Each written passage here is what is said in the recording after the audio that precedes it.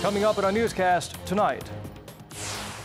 South Korea is sending a special envoy to the north for talks on summit preparations and denuclearization. President Moon Jae-in points out their trip comes at an extremely important period in establishing peace on the peninsula.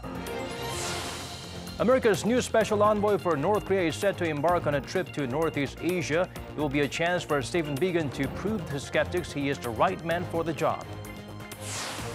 Seoul's parliament starts a 100-day regular session today. Many are hoping, unlike the previous session, lawmakers will be able to better communicate and work with each other. NEWSCENTER begins now.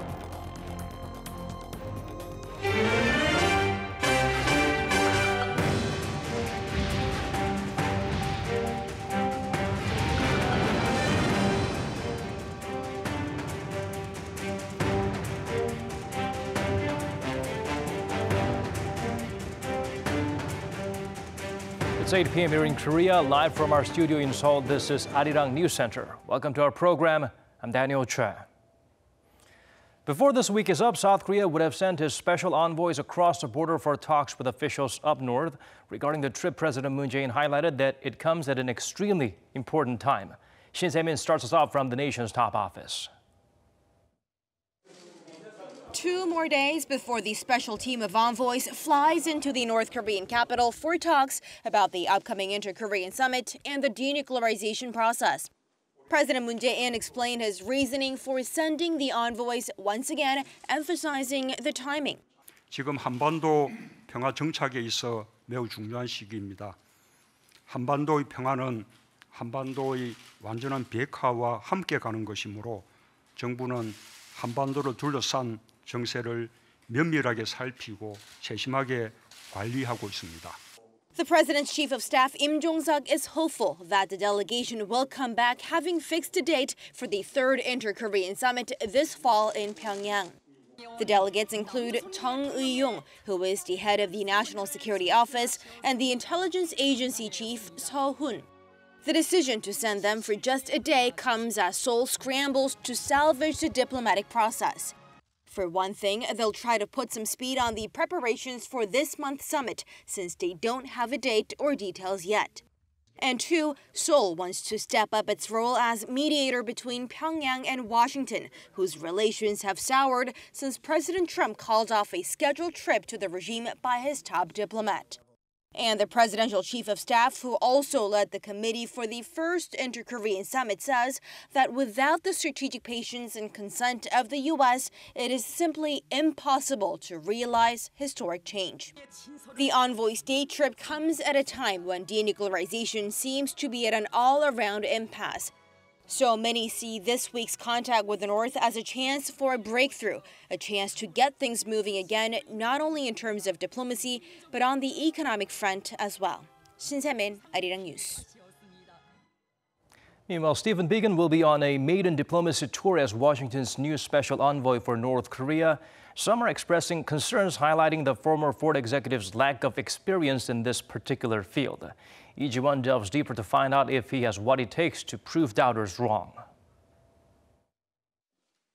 South Korean news outlets are reporting that Stephen Biegun will soon embark on a trip to Northeast Asia, which will include stops in Seoul and Tokyo.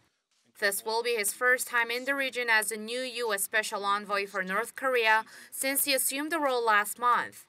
His South Korean counterpart is a special representative for Korean Peninsula Peace and Security Affairs in the Foreign Affairs Ministry, Lee Do-hun.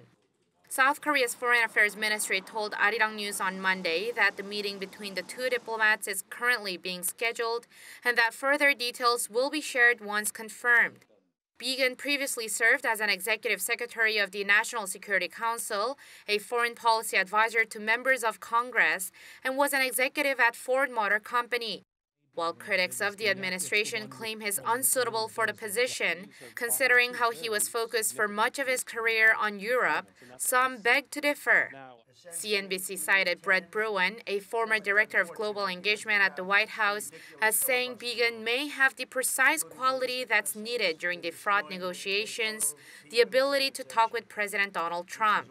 Bruen says no one in the State Department has the ability to convey the complexity of the denuclearization negotiations to the president in a way that he understands and will go along with. The former New Mexico governor and UN ambassador Bill Richardson said Bigen's skills at Ford will come in handy, but he should also learn the North Koreans' negotiating style, which Richardson called wily.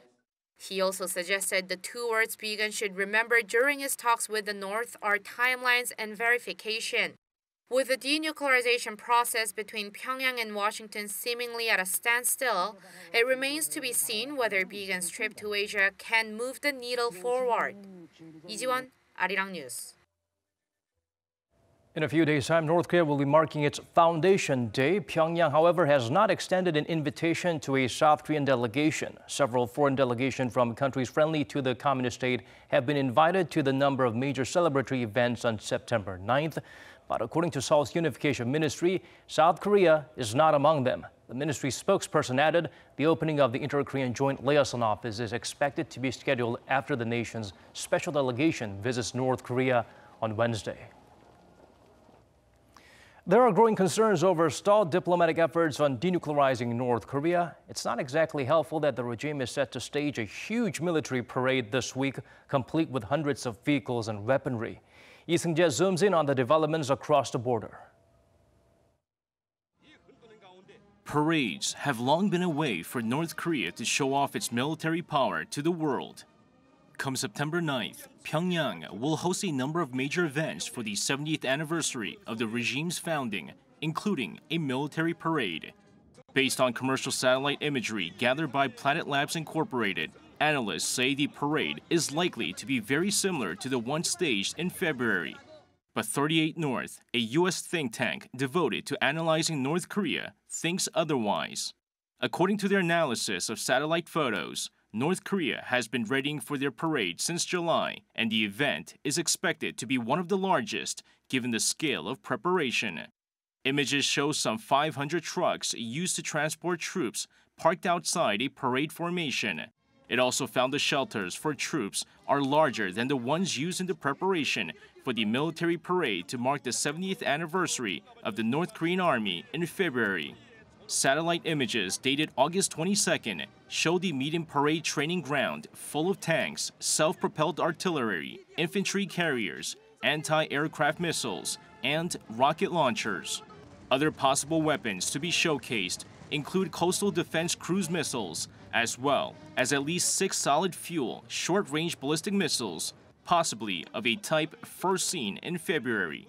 However, analysts say there are no signs of ICBMs yet. They added that if ICBMs or other large missiles are present, they would likely remain hidden under cover in heavy equipment storage areas until the day of the parade. The parade is also expected to draw visits by foreign delegations, and for the first time in 5 years, a massive choreographed performance known as the Mass Games. Lee Seung-jae, Arirang News.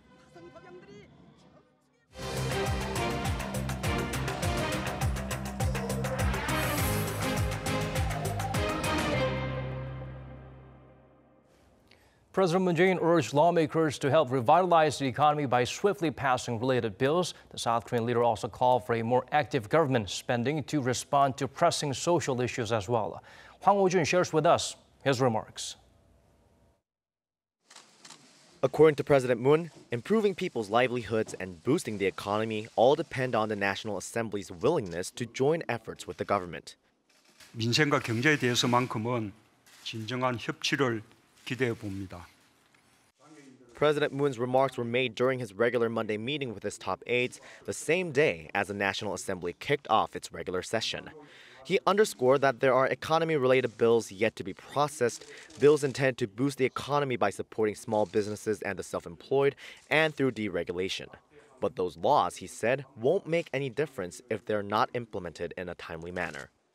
The president also stressed that neither the ruling and opposition parties can deny that the nation's low employment and birth rates, its polarization, sluggish economic growth, and aging population are pressing matters. To overcome those hurdles, he said, quote, active government spending is needed more than ever. 국민의 세금을 곳간에 쌓아두는 대신 경제 활력을 높이고 일자리를 만들고 국민 삶을 개선하는 데 쓰기 위해서입니다. The government recently proposed a 9.7% budget increase for next year, which would bring it to over $423 billion if approved by the National Assembly, Korea's biggest budget ever. Part of the active government spending will be a pension increase for senior citizens and people with disabilities, not to mention the government giving a monthly allowance of $90 to the parents of more than 2.3 million children under the age of 6 to ease the burden of child rearing. The president's call for action comes as his approval rating dropped to 55.2%, according to local pollster Realmeter, because of the worsening economy. It's his lowest rating yet. Some blame the administration's minimum wage hike and its policy of income-led growth, but President Moon says things can change if lawmakers work together. Hwang Ho-jun, Arirang News. Moving on to other stories now, it's recruitment season for many major companies here in the nation. Many graduates spend years gaining essential experience and packing their resumes just for this very moment. But there's been little uplifting related developments as of late, so what can we expect in terms of the outlook for the rest of the year? Ko Ryun-hee walk us through the current employment trend. Latest data from Korea's job market have not been very promising. But for young job seekers, every cloud has a silver lining. According to a recent survey, almost 70% of responding companies answered that they're looking forward to hiring college graduates during the latter half of this year. So how does that help potential job seekers? Let's take a look at a job fair that held various recruitment plans. Job seekers were lined up at a job fair held at a university in August to get the latest trends, recruitment procedures, and anything else related to the job market. There is a lot of information on the company's website, but I came here to learn what's not uploaded for the public, like job interview tips. I am about to graduate, so I am interested in how big companies are recruiting in the second half of 2018. By sectors, online portal Incruit says new jobs are highly expected in finance and insurance sectors in H2 by around 6.5% from the same period last year. Employment opportunities in information and communications also look brighter in the latter half of 2018, with an increase of around 7% on year. This comes after the government expanded its budget spending to boost jobs that are related and relevant to the fourth industrial revolution, in fields that range from self-driving cars and drones to biotech, in addition to traditionally core industries for growth. According to industry sources, companies in biotechnology, semiconductors, and finance are likely to hire the most this year. The consultant also said that applicants should think more than just writing resumes or cover letters when it comes to applying to a job. Many job seekers invest a lot of time in writing extensive resumes or cover letters. They don't think about the rest of the process. This includes personality or aptitude tests and interviews. People should evenly distribute their time in these three parts, not just focus on the beginning of the process. Last but not least, providing accessible job information is crucial. As such, experts recommend that the government should put more emphasis in creating platforms where businesses and job seekers can share valuable information. Ko Ryun-hee, Arirang News. The nation's parliament begins its second regular session since the Moon administration took the helm.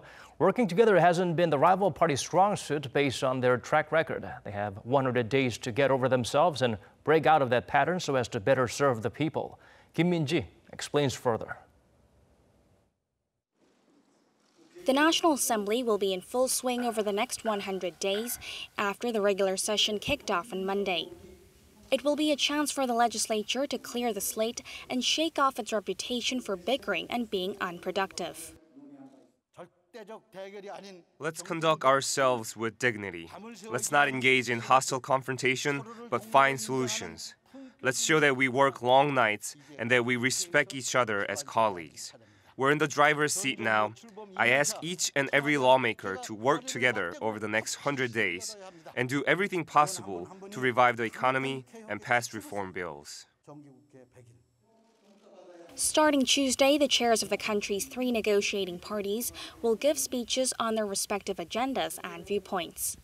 The following week, the rival parties will hold a 4-day Q&A session with government ministers on a range of topics, including foreign affairs and the economy. Also, during the 100-day session, the National Assembly will conduct an audit of government ministries and their affiliated agencies, as well as deliberate on the government's record budget proposal for 2019. Confirmation hearings will also be held for President Moon Jae-in's new cabinet nominees. With so much on the to-do list, cooperation among all parties will be key for the session to bear fruit. But over the past few weeks, they've been at loggerheads over the government's income-led growth policies, which the opposition claim are actually burdening low-income households and slowing job growth, and they've called for an all-out revision of the policies. The opposition bloc has also vowed to closely scrutinize the government's $420 billion budget plan to ensure there is no unnecessary spending. That could be an obstacle for the ruling party as it seeks to pass bills in support of the government's income growth strategy and its reform drive. Those include bills on deregulation and ones related to improving people's livelihoods. And as the ruling party is in short of an absolute majority, they need opposition support to move ahead on anything. Although all parties agree on the need for the National Assembly to get work done, with so many contested issues at stake, the question is whether rival parties will be able to put aside their own political interest and to what extent they're willing to make concessions to reach a compromise. Kim Min-ji, Arirang News. The National Assembly adopted a report on a confirmation hearing for President Moon's nominee to head the National Human Rights Commission. Jaein is set to become the first female chief of the Human Rights Watchdog. Actually, lawmakers held the hearing about a week ago, but were unable to adopt the report because the main opposition Liberty Korea Party called Jae unfit for the job, citing reasons such as political orientation and views on homosexuality. The parties, however, put the issue to a vote Monday and agreed to adopt the report, putting in both positive and negative opinions about the nominee. This morning, a 92-year-old woman held a protest on her own in front of the Foreign Ministry over the way they handled Japan's sex slavery issue. Kim Bok-dong, a victim of the wartime atrocity, demanded the government get rid of a foundation set up based on a 2015 deal between Seoul and Tokyo to help and compensate the survivors. In her wheelchair, with rain pouring down, Kim said the Reconciliation and Healing Foundation, funded by around $9.2 million of Japanese money, misses the point. She emphasized that the victims have not been fighting just for compensation, but for a sincere apology from Tokyo for its past actions. Similar protests are planned through the end of September. Self-serve checkouts have become a familiar sight around the world, while South Korea is taking it a step further, unmanned convenience stores. It's great that customers can grab what they want, pay, and go, but what about the impact on the retail industry? It could take away millions of jobs. Lee Min-sun sheds light on both sides of the story. A handful of convenience stores in downtown Seoul are offering us a glimpse of the future. At these stores, gone are the days where you have to pass your cash or card to an employee to buy your goods. With the rapid advancement of technology and a government-mandated reduction in maximum working hours, a local retail chain has been test operating 6 unmanned convenience stores across the country since last year. Customers merely need to tag or swipe their credit card to enter, pick up the products they want, and pay for them using the self-service checkout. It's convenient that I don't have to wait in line. I can just come in and buy anything I want right away. An employee comes to the store once a day to replenish the fresh food products, but the rest of the time it's completely unattended. South Korea's financial sector has also been embracing this trend of unmanned services. This bank operates smart kiosks at unmanned branches where customers can do things they normally had to do at the counter during business hours. This is my first time coming here. I tried the biometric verification, and it's really great. Customers can open a bank account, receive a new debit card, and apply for internet banking services with a few clicks, even at night or on weekends. Unmanned services seem to be here to stay in various industries. In the short term, stores will shift toward an unmanned model, allowing customers to come in and get products or services anytime they want. Replenishing products will be automated soon as well. Eventually, we'll have automated mobile stores where the store comes to the customers. Job losses at the stores are inevitable as the unmanned stores don't need employees present to function. But experts say there will be greater demand for specialized jobs to develop and support high-tech operations for use behind the scenes. Lee Min-sun, Arirang News.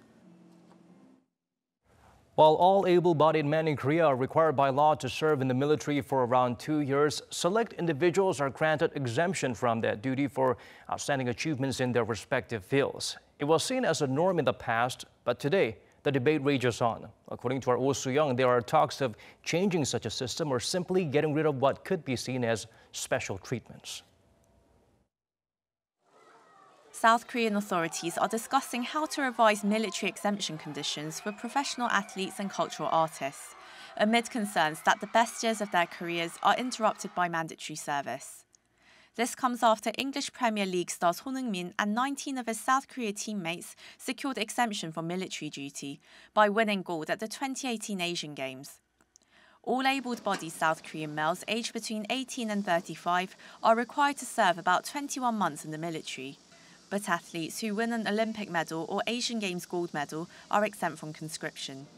They are instead required to complete 4 weeks of basic training, 34 months in their area of specialty, and 544 hours of community service. The medal-based system, however, has been criticised as a one-shot approach. Those in the sporting industry have called for a fairer mileage system that would require professional athletes to stack up points by participating in major international matches. At a press conference on Sunday, following the closing ceremony of the Asian Games, Korean sporting authorities said they would review the situation. We will take another look at all the problems surrounding the issue and consider awarding exemptions when the players reach a certain level of mileage points. This would help them further develop their professional sporting careers and give them a better chance of playing for foreign teams. Those in the cultural industry are also demanding changes. Under the current system, musicians and cultural performers who win first place in domestic competitions or second place in international contests can be excused from duty. As such competitions tend to be limited to classical music, an opposition lawmaker raised the need to consider exempting mainstream artists such as BTS for their contribution to promoting Korea. However, there's likely to be resistance against any easing of laws on duty requirements. The government's military affairs director Ki Chan-soo said Monday that with the country's declining population, it is all the more necessary to maintain troop numbers. Saying officials would conduct a full review of the conscription system, he floated the idea of scrapping exemption conditions altogether. Oh Soo-young, Arirang News. Turning to some pop music world now, BTS is breaking records set by global icons like Taylor Swift en route to making history. With their latest album, the Korean boy band topped the Billboard 200 for the second time in just 3 months. Kim Da-mi turns the spotlight to the K-pop sensation's latest accomplishment. Top of the charts again, BTS have captured their second #1 on the Billboard 200 with their new album, Love Yourself Answer. This comes only 3 months since the K-pop group had their first #1 album with Love Yourself Tear. The US music chart Billboard 200 ranks albums based on both offline and digital sales, including streaming. According to Nielsen Music, the latest album by BTS sold 185,000 equivalent album units in August, 141,000 of which were traditional album sales. American magazine Forbes also said the new record is not just immense for BTS and the Korean music world, but also for the more general state of pop music in the 2010s. The new album is the conclusion of BTS' Love Yourself series. The music video for its hit song Idol also broke a YouTube record with 56.26 million views within 24 hours of its release, smashing the previous record set by Taylor Swift's Look What You Made Me Do. Fans and celebrities around the world have been sending the group messages congratulating them for their achievement. BTS are currently on their sold-out Love Yourself World Tour, performing in 16 cities, including Chicago, Paris, and Amsterdam. Kim Da-mi, Arirang News.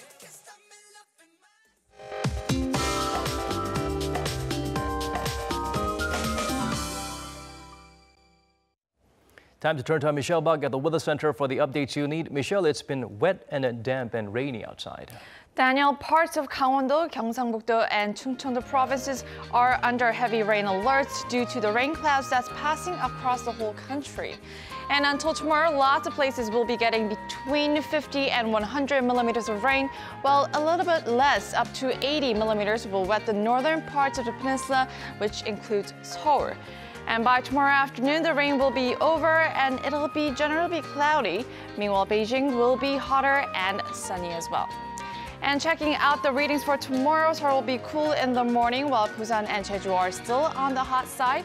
And into the day, as it gets brighter, most places will be rising to 29 or 30 degrees. And the highs are expected to cool off on Friday as the nation gets yet another round of rain. I'll leave you with the weather conditions around the world.